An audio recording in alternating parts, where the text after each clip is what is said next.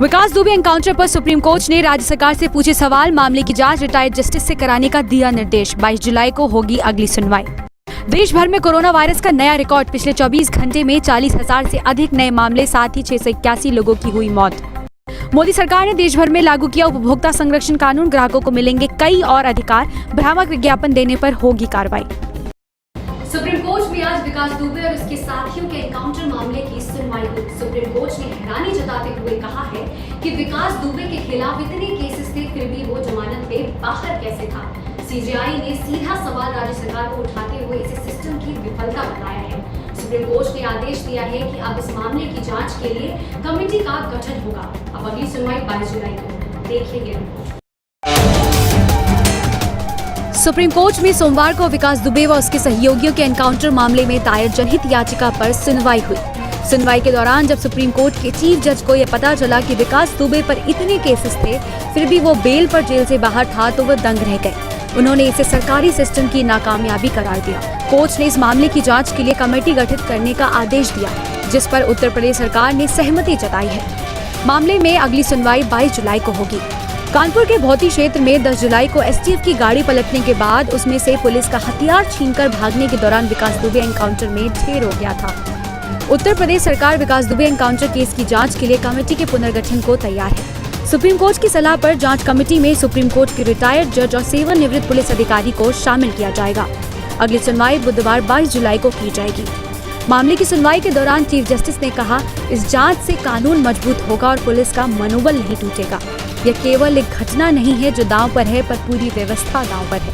बता दें कि यूपी सरकार ने मुठभेड़ की जांच के लिए हाईकोर्ट के रिटायर्ड जज का न्यायिक आयोग बनाने की बात कही थी, लेकिन याचिकाकर्ता ने इस पर सवाल उठाई थी, जिसके बाद आज सुप्रीम कोर्ट ने इसमें बदलाव की बात कही। कोरोना वायरस का कहर देश में थमने का नाम ही नहीं ले रहा है। पिछले 24 घंटे में 40,000 से ज्यादा केसेस दर्ज हुए हैं। ये अब तक का एक दिन में सर्वाधिक नए केसेस का रिकॉर्ड है। स्वास्थ्य मंत्रालय के मुताबिक अब तक देश में कोरोना वायरस से 11 लाख से ज्यादा लोग संक्रमित हो चुके हैं। देश में कोरोना रोज नए रिकॉर्ड बना रहा है। पिछले 24 घंटे में 40,000 से अधिक नए केसेस सामने आए हैं और 681 लोगों की मौत हो गई है। एक दिन में सर्वाधिक नए केसेस आने का यह रिकॉर्ड है। स्वास्थ्य मंत्रालय के मुताबिक देश में कुल मरीजों का आंकड़ा 11,18,043 हो गया है, जिसमें 27,497 लोगों की मौत हो चुकी है। यह आंकड़ा 20 जुलाई सुबह 10 बजे तक का है। राहत की बात है कि कोरोना से अब तक 7 लाख से अधिक मरीज ठीक हो चुके हैं, जबकि एक्टिव केसेस की संख्या 3,90,000 से अधिक है। कोरोना से सबसे अधिक महाराष्ट्र प्रभावित है। महाराष्ट्र में कुल 9,500 से अधिक नए मामले सामने आए थे। यहाँ कुल मरीजों का आंकड़ा 3,10,000 के पार है, जिसमें 11,854 लोगों की मौत हो चुकी है। महाराष्ट्र के बाद तमिलनाडु कोरोना से सबसे अधिक प्रभावित है। यहाँ कुल मरीजों का आंकड़ा 1,70,693 है, जिसमें 2,481 लोगों की मौत हो चुकी है। अब तक करीब 1,18,000 मरीज ठीक हो चुके हैं, जबकि एक्टिव केसेस की संख्या 50,000 से अधिक है। देश की राजधानी दिल्ली में कोरोना की रफ्तार पर ब्रेक लग गई है। कल यानी रविवार को करीब 1200 केस सामने आए थे। दिल्ली में कुल मरीजों का आंकड़ा 1,22,793 है, जिसमें 1,03,134 मरीज ठीक हो चुके हैं। दिल्ली में एक्टिव केसेस की संख्या 16,000 से अधिक है। ये सभी आंकड़े 20 जुलाई सुबह 10 बजे तक के हैं। एक तरफ जहां लोग कोरोना संकट से गुजर रहे हैं, तो वहीं दूसरी ओर बिहार और असम में बाढ़ ने हाहाकार मचा दिया है। सैकड़ों गांव डूब गए हैं और लाखों लोगों को अपना घर छोड़ना पड़ा है। असम में तो 33 जिलों में से 30 जिले पानी में डूब चुके हैं। देखिए रिपोर्ट। बिहार और असम में बाढ़ से हाहाकार मचा हुआ है। यहाँ लाखों की संख्या में लोगों को अपना घर छोड़ना पड़ा है। बाढ़ में डूबे गांवों के लोगों को इसका कोई अंदाजा नहीं है कि बाढ़ का पानी कब तक उतरेगा। नदियां उफान पर हैं, मकान पानी में डूबे हुए हैं। किसानों की मेहनत पानी में बह गई। खून पसीने की कमाई आंखों के सामने डूबने लगी। धान और मूंग की फसल जलमग्न हो गई। कोसी नदी ने सब कुछ चौपट कर दिया। कोसी नदी के साथ साथ नेपाल से बहकर आने वाली तिलयुगा नदी भी आंखें दिखाने लगी है। सैलाब से बिहार के 8 जिलों में तबाही मची हुई है। वहीं चाय बागानों की खुशबू से महकने वाला असम में साल भी पानी में डूब रहा है।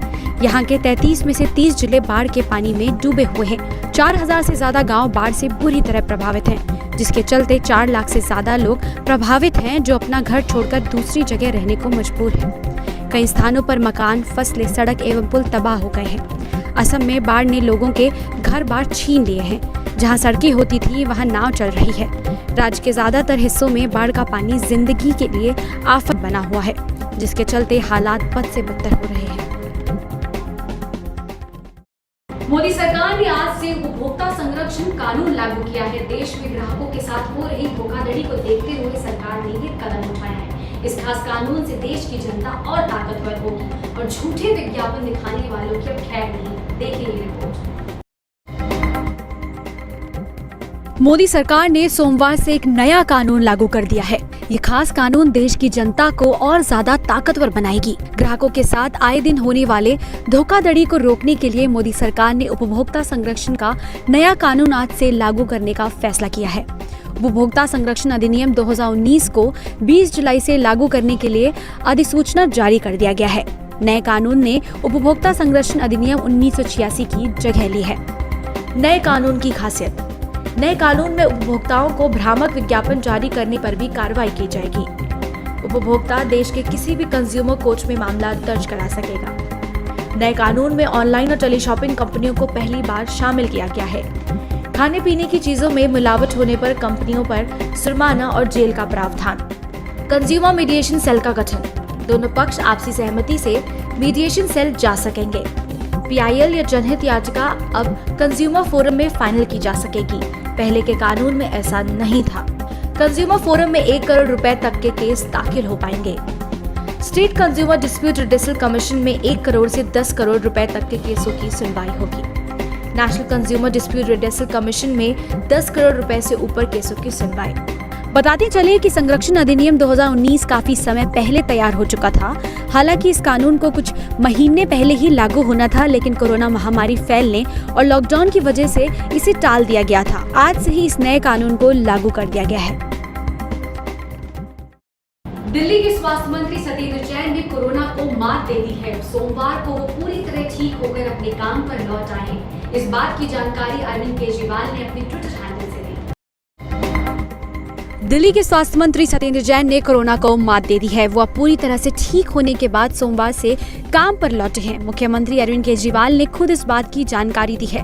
उन्होंने अपने आधिकारिक ट्विटर हैंडल से ट्वीट कर लिखा है कि हमारे स्वास्थ्य मंत्री सत्येंद्र जैन कोरोना को मात देकर ठीक हो गए हैं। अपने ट्वीट में सीएम केजरीवाल ने आगे लिखा है कि वो हमेशा अस्पतालों का दौरा करने और स्वास्थ्य कार्यकर्ताओं और रोगियों से मिलने के लिए मैदान पर थे। इसके बाद वो कोरोना संक्रमण का शिकार हो गए। 1 महीने के बाद वो आज वापस अपने काम पर लौट रहे हैं। मैं सत्येंद्र का स्वागत करता हूं। मेरी ओर से बहुत शुभकामनाएं। सत्येंद्र जैन के 17 जून को कोरोना वायरस के संक्रमण होने की पुष्टि हुई थी। उनकी गैर मौजूदगी में उप मुख्यमंत्री मनीष सिसोदिया जैन के स्वास्थ्य एवं गृह विभाग व लोक निर्माण विभाग की जिम्मेदारी संभाल रहे थे।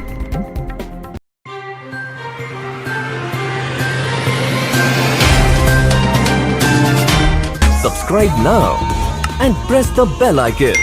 Never miss an update.